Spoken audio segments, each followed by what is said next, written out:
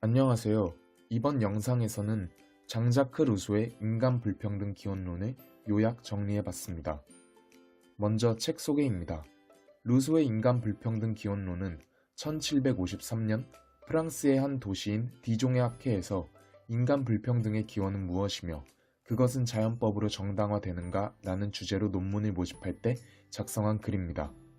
이러한 루소의 글은 학회가 기대한 것과는 다르다는 이유로 논문 모집에서 낙선됐지만 2년 후인 1755년 많은 주석을 덧붙이는 등의 수정을 거쳐 출판됐습니다.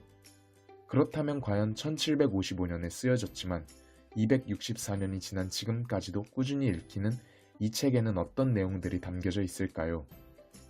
먼저 루소는 책의 도입부에서 인류의 불평등을 크게 두 가지로 정의내립니다.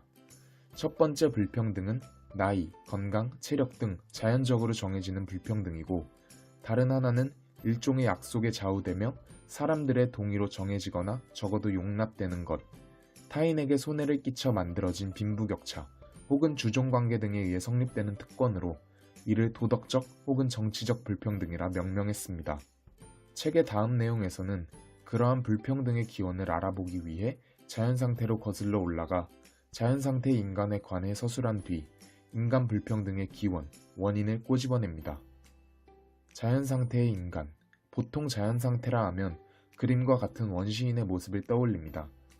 하지만 루소는 책에서 본인이 살펴보고자 하는 자연상태는 원시보다 이전인 가상의 상태를 칭한다고 밝힙니다.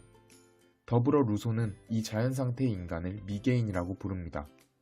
루소의 가정에 따르면 이러한 자연상태의 미개인은 생존하기 위해 자연의 생물들을 모방하며 튼튼한 신체를 갖는 등 육체적으로 건강한 상태이고 욕망의 정도가 작아 쉽게 만족하므로 정신적으로도 건강한 상태라고 말합니다. 또한 이러한 미개인은 충분히 자연에서 자급자족이 가능하므로 상호 간의 접촉이 없는 독립 상태로 존재하며 갈등이 없는 자유로운 삶을 살아간다고 말합니다. 나아가 이러한 자연 상태의 미개인들은 악할 이유도 필요도 없으며 선악의 구분조차 존재하지 않는다는 성선설을 주장함과 동시에 인간의 본성은 악해서 자연 상태로 두면 만인에 대한 만인의 투쟁이 나타난다고 한 홉스의 성악설을 부정합니다. 그렇다면 이와 같이 건강, 자유, 선함과 평등까지 모두 갖춘 자연 상태의 인간에게서 불평등이 탄생하게 된 계기는 무엇일까요? 홉스는 그 문제를 문명의 발달이라 지적합니다.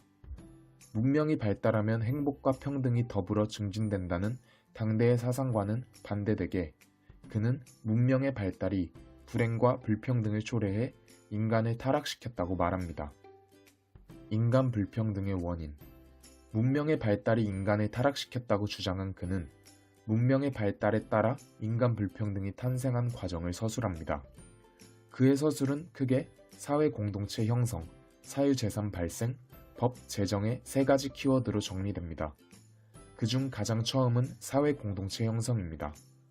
루소는 자연과 인간의 독대 관계가 무너지고 인간과 인간 간의 관계가 밀접해지는 사회 공동체가 형성되면서 상대성이라는 개념이 발생했다고 말합니다.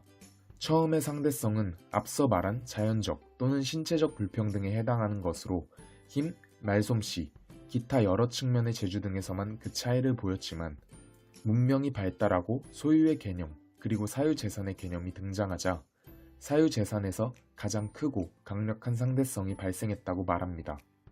그리고 이러한 상대성과 그에 따른 이점을 독차지하기 위해 강자들은 소유권이라 부를 수 있는 법과 규칙 등을 만들고 이는 오늘날까지 여러 사회의 골칫거리로 자리매김하고 있는 빈부격차를 고착시켰다고 말합니다.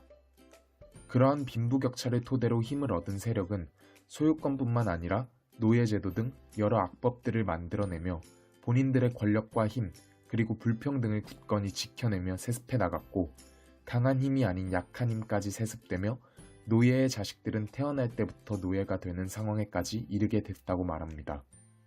즉, 문명이 발전함에 따라 불평등의 인위적 제도화가 진행된 것이라고 루소는 말합니다.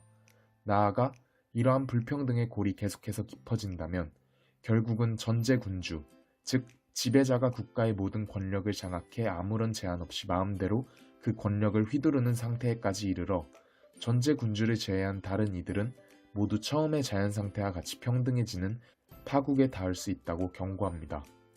이와 같이 인간 불평등의 기원을 알아내기 위해 자연 상태의 미개인부터 전제군주의 탄생까지 짧지 않은 추측을 써내려간 루소는 글을 마무리하며 자연법을 어떻게 규정하든 어린애가 노인에게 명령하고 바보가 현명한 사람을 이끌며 대다수의 사람들이 굶주리고 살아가는데 한 줌의 사람들에게서는 사치품이 넘쳐난다는 것은 명백히 자연의 법칙에 위배된다 라고 말합니다.